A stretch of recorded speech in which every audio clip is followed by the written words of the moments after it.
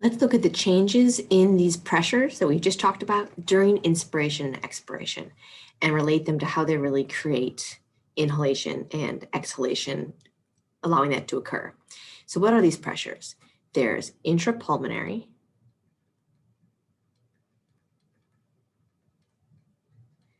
there's intrapleural pressure,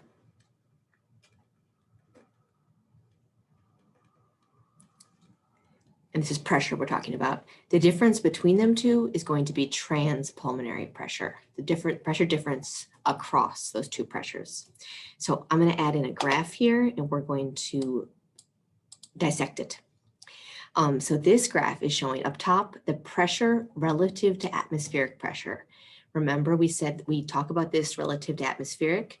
So 0 is going to actually be equal to 760 millimeters of mercury, which is the pressure of the atmosphere at sea level.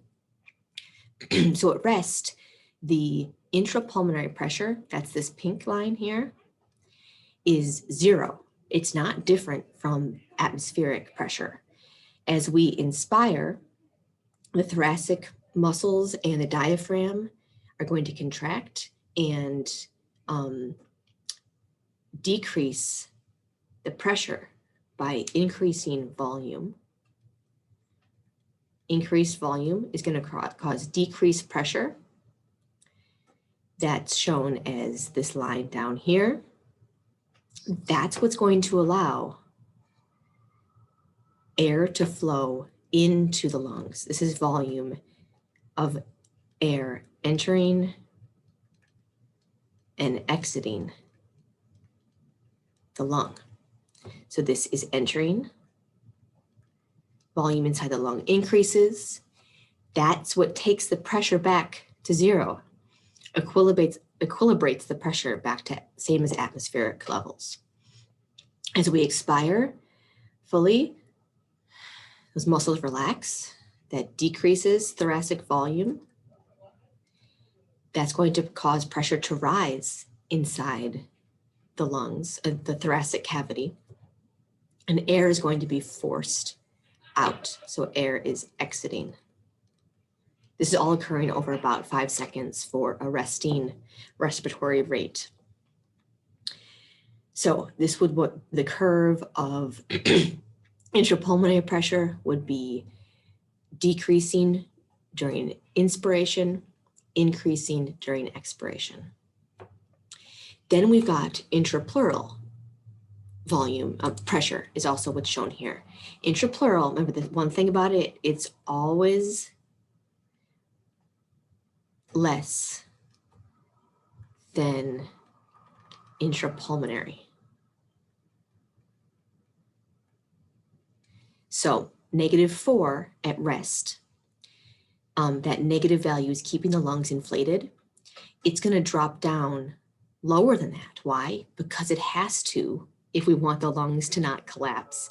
It's going to stay negative, always staying about -4 compared to intrapulmonary pressure. So that's what's happening here, always negative.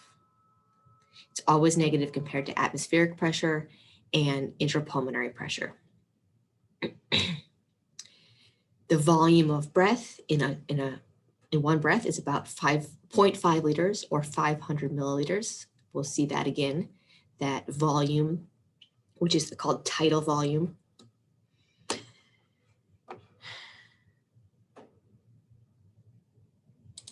So first, I want to look again at this negative pressure and what happens if this negative pressure in the intrapleural space is disrupted.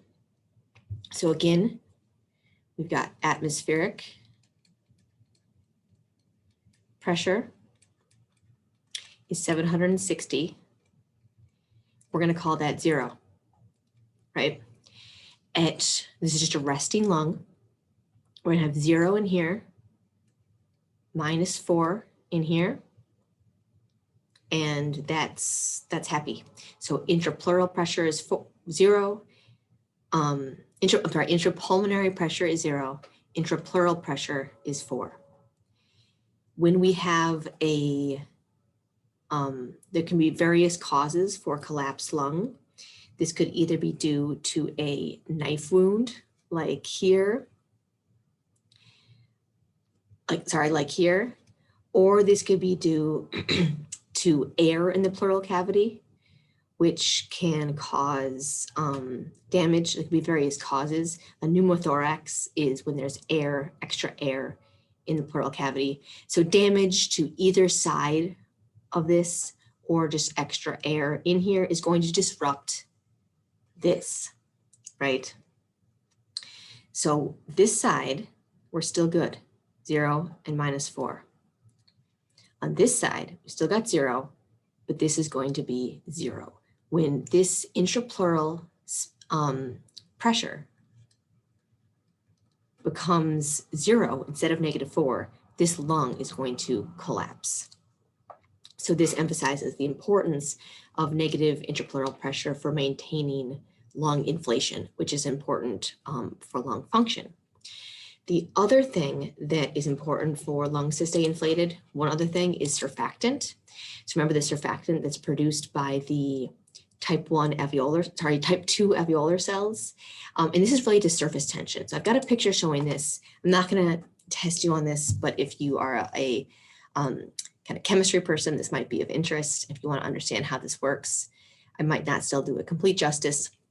Surfactants are amphiphilic. So they have a hydrophilic portion and a hydrophobic portion.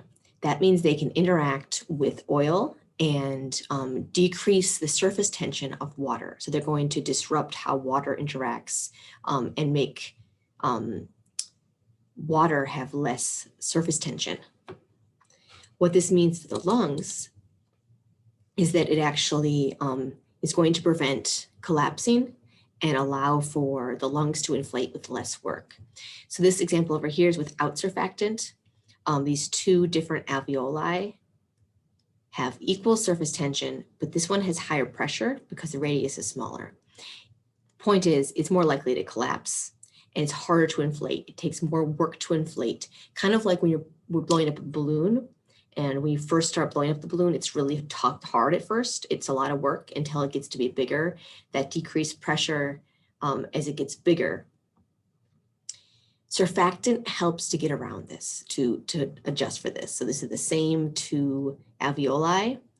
And in this case, one is going to have less surface tension because it has more surfactant, right? So these smaller alveoli can have more surfactant, and that can reduce surface tension to allow that pressure to equilibrate. So reducing surface tension reduces pressure and allows it to inflate faster and more easily, and also then prevents collapsing as it goes back down again. So that's what the surfactant is doing in there. Let's walk through this with an example. So this is showing a relaxed lung. Nothing's happening, muscles are relaxed. And what are the pressures? Atmospheric is 760, that's equal to 0. Inside the lung, intrapulmonary is 0. And then what's PIP? -4, right? It's negative compared to intrapulmonary pressure. So what happens if we have this happen? What's happening here? Diaphragm is contracting. I want you to think about cause and effect. If once we have this contract, what changes first? What's going to be a result of those changes? And eventually how that results in inspiration in this case. So what's going to happen first is actually, here's that diaphragm lowering, contracting. That's going to first decrease intrapleural pressure. It can be lower than intrapulmonary as long as it's more negative. Now it's actually -10. It gets even more negative. This allows the elastic lungs to expand. They get pulled along and expand as well. So now the lungs have expanded. That's where we go over to this next picture. If the lungs expand, pressure decreases. Lungs expanding mean volume increases. That means pressure decreases, lower than it was before. So we've got intrapulmonary pressure, 757 or -3. We've got intrapleural pressure is -7, still negative compared to intrapulmonary, as always. Here, these were 0 and 0. Why is this -3 important? Well, we're now going to have airflow in. Because of this negative pressure here, air is going to flow from 760 into the lungs. Inspiration occurs. And that's what we're trying to do, right? We're trying to get air into the lungs. So that's what we've done. Awesome. When inspiration occurs, that makes pressure go back to 0, and then actually it's going to increase beyond that as well to allow for expiration. Oh, do that. So lungs inflate, intrapulmonary pressure decreases, lungs fill with air as lungs, air goes down as pressure gradient.